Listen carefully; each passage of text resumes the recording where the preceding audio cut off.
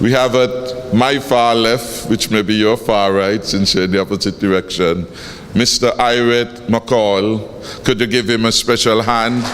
He's engaged in IT services. We have Mr. Rafa Bailey. Could you give him a hand? We have Lisa Farrell. We have Denise Davis. We have Mr. Flaherty. And we have Orrin Roberts. These constitute the senior management team at the unit. Thank you very much. It should be noted that after receiving advice and having consulted with a number of you, we have all agreed that our brand is one of distinct quality. St. Kitts and Nevis is recognized as one of the best performing economies in the world, and our investors choose our program because of the quality of our product and the reliability of it. When you buy a Rolls-Royce or a Rolex, you expect to pay for the quality. We also ask for your feedback in our survey with regards to the fees, and the overwhelming majority of the respondents indicated that we should stay with our current fee structure. We know that any reduction in our price, either in fees or in investment options, will make it difficult for us to market a distinctive product and will dilute the image of our brand as one of distinct quality, one to be aspired to, and one that delivers the best results. We have established within our unit a unique case management system that allows us and service providers to enter applications for the first time 24 hours a day and 7 days a week. This is efficiency at its best. The success of the reforms in the unit can be proved by our ability now to process applications within 45 days. This represents a tremendous time saving from the 6 months wait and more under the previous dispensation. I am proud to say that St. Kitts and Nevis now boasts the best delivery time and within the best delivery time and one of the most robust due diligence regimes in the world.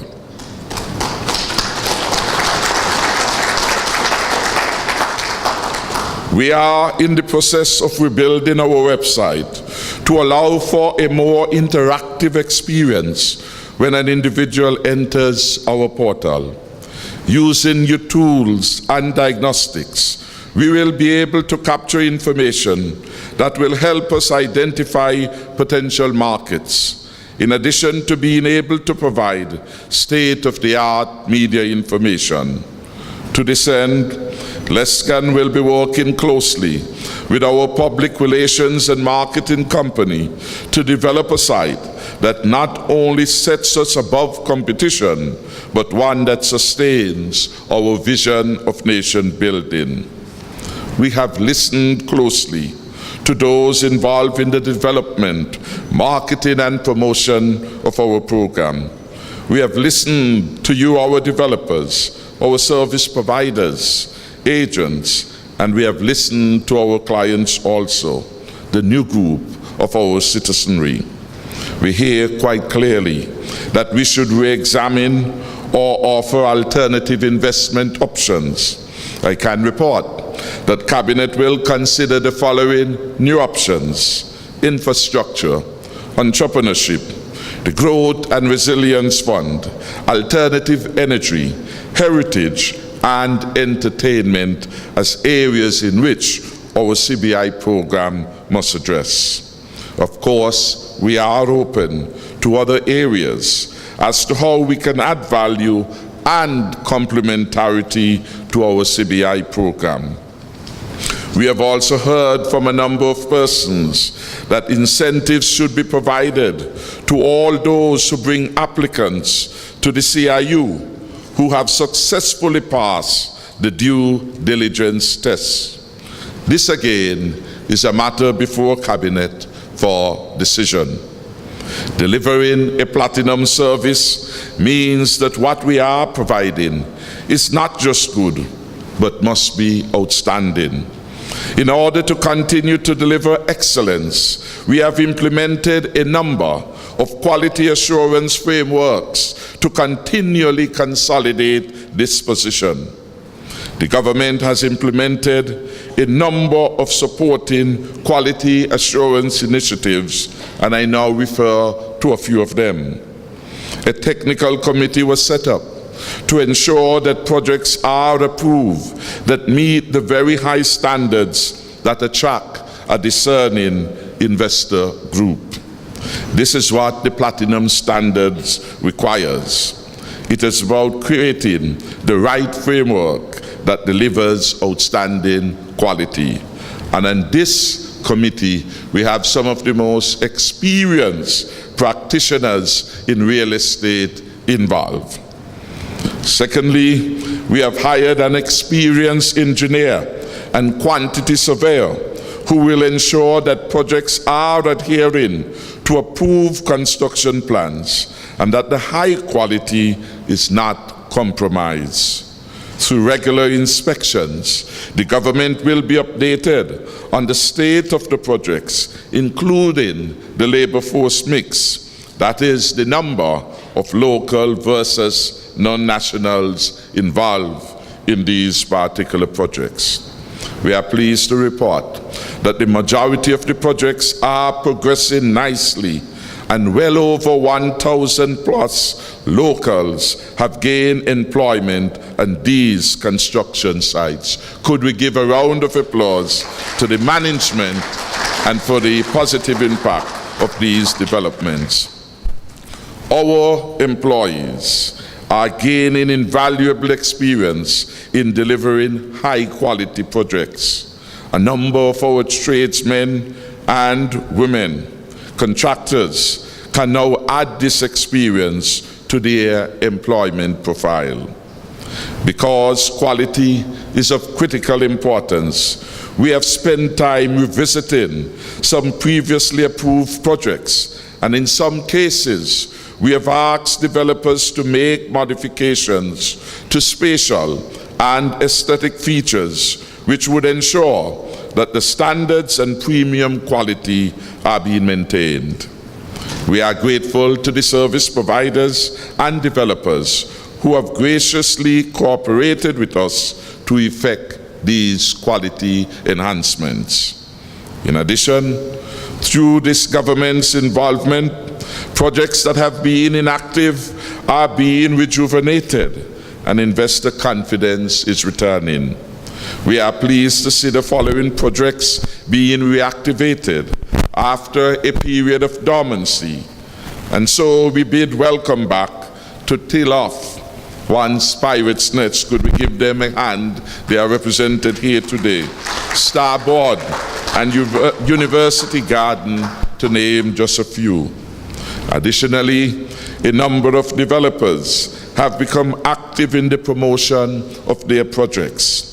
This tells a good story, and it demonstrates that the government has been proactive in facilitating many developments and ensuring that others come to fruition.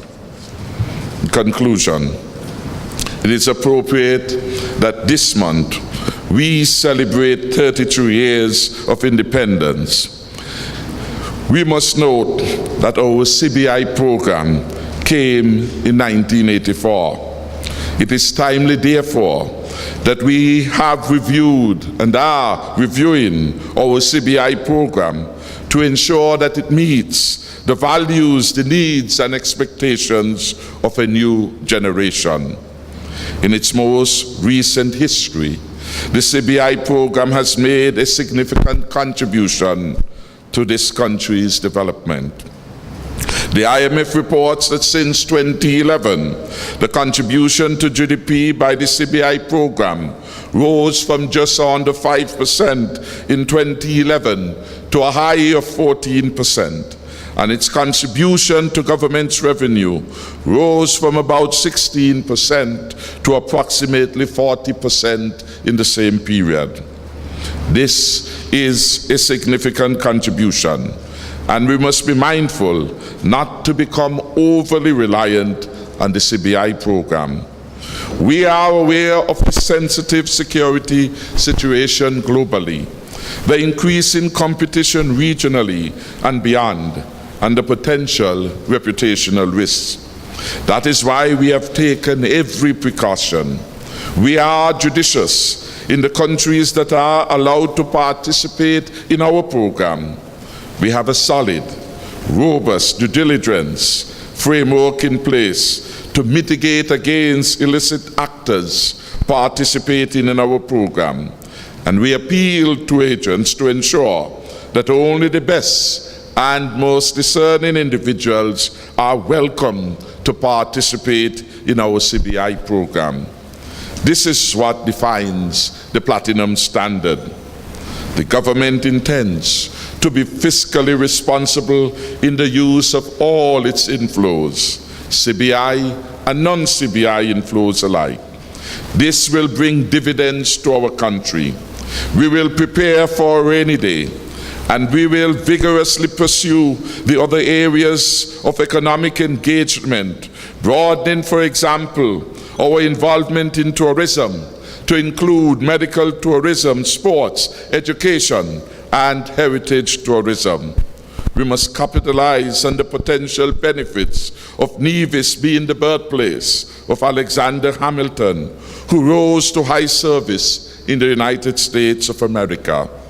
Nevis also boasts of a Jewish cemetery going back to 1679, the Bath Hotel of 1778, and Fort Charles of 1628.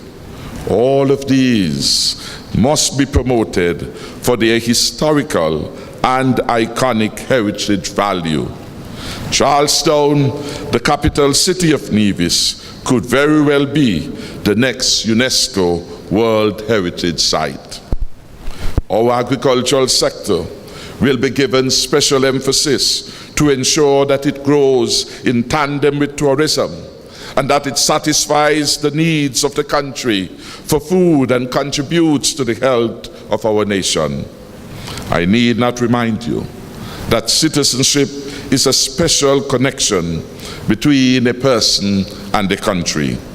As a proud people, we cherish our citizenship.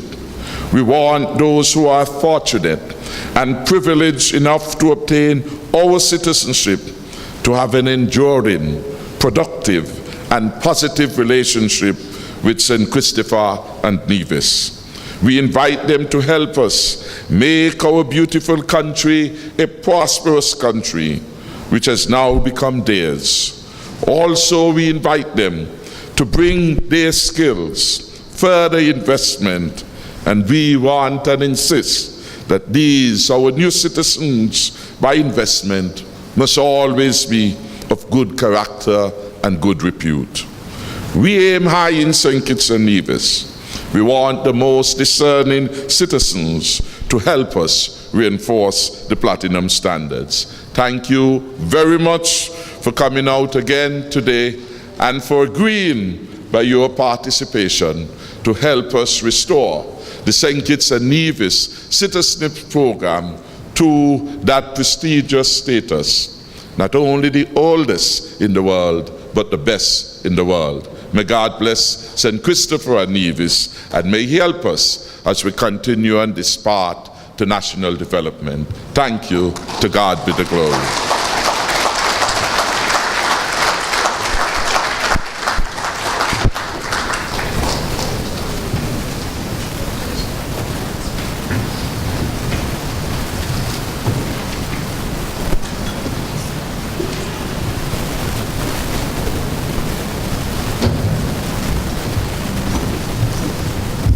Thank you, Honourable Prime Minister, for your remarks. And just in terms of a quick recap of the points that I think are very critical to us, is the fact that the CBI program is alive and well, as the Prime Minister has pointed out, and the CIU is continuing to work towards improving the standards and for us to try to attain a platinum standard in this sector. And the integrity and trust and value are key factors that we should never underestimate in maintaining our CBI program. In relation to what the Prime Minister said about developments, I'm very pleased to hear that there are mechanisms being put in place to reclaim and maintain standards, proper standards and high standards of our developments. The CBI program should not denigrate from the landscape, the beautiful landscape of St. Kitts and Nevis. In terms of agriculture, I'm also very pleased to hear that, because that's a topic that's very near and dear to my heart. I've always felt that a country that cannot feed itself cannot truly be independent. And finally, in relation to the focus on adherence to standards and ensuring that we have quality applicants and citizens and the vetting process, I'm pleased to hear that Mr. Les Khan is the new CEO of the Citizenship by Investment Unit.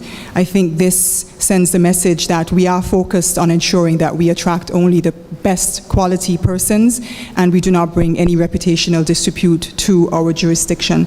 So I think the choice of someone who has a background in due diligence and vetting, I think, is very telling. And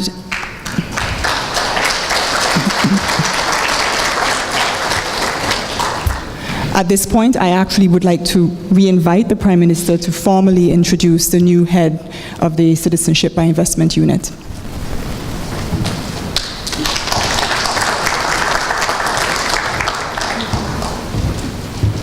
Thank you very much, and I promise this second coming will be brief.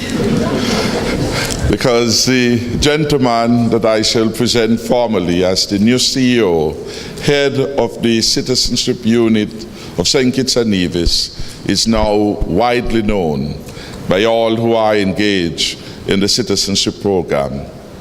For the last year plus months, Mr. Les Khan has been working as the consultant leading the implementation team to ensure that the 20 recommendations that were forwarded for action to the government were properly and truly implemented.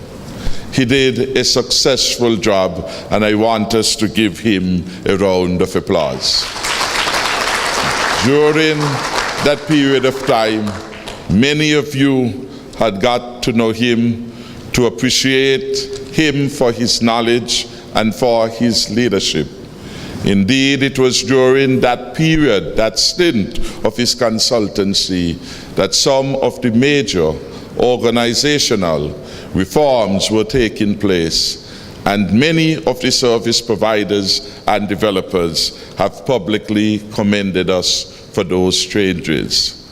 Equally important, they found comfort in the new service ethos that had become part and parcel of the CIU.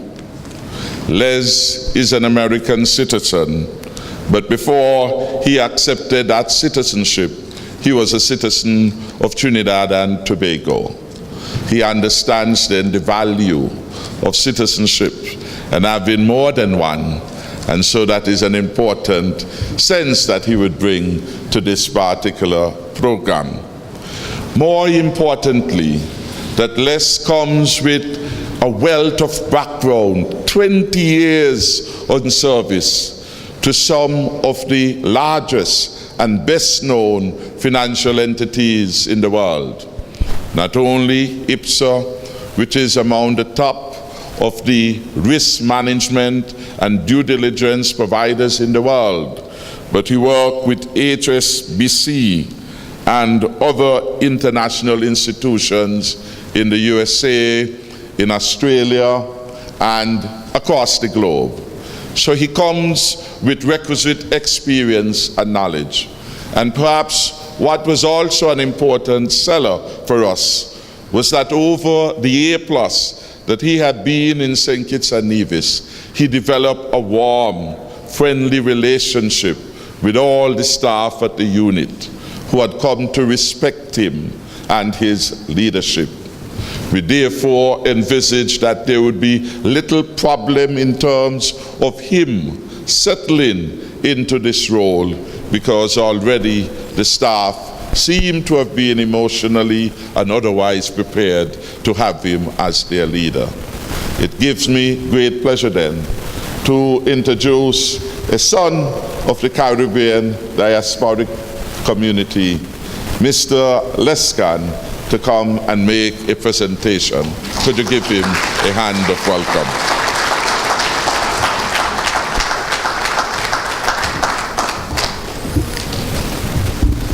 Thank you, Mr. Prime Minister. I would like to accept the protocol established before me.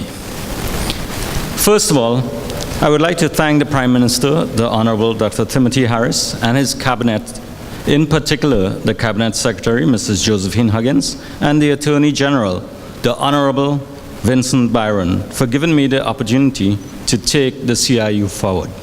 This is truly an honor. For the last 2 years, I have worked with the CIU and senior members of the government to recommend and implement changes that would bring the CIU to a level of efficiency and transparency far exceeding any in the market. During that time, I have gained a great affection and respect for the Federation of St. Kitts and Nevis and its people.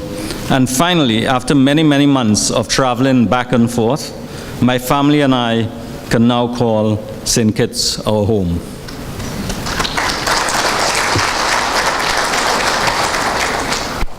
My wife, Kira, and son, Brandon, have joined me in this venture, and I say to them, thank you.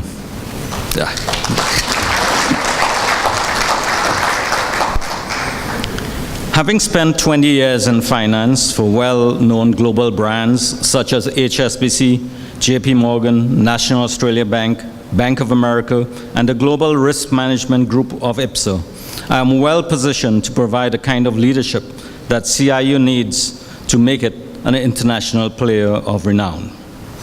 I want to share with you some of my business values. These include infusing my daily practice and those of my team with high standards of governance, sharp risk management, and the delivery of effective and efficient services that exceed customer expectations. But what does it mean to be taking the CIU forward? It means being the platinum standard, creating the platinum brand. The fact is that we are already there. Here are a few highlights.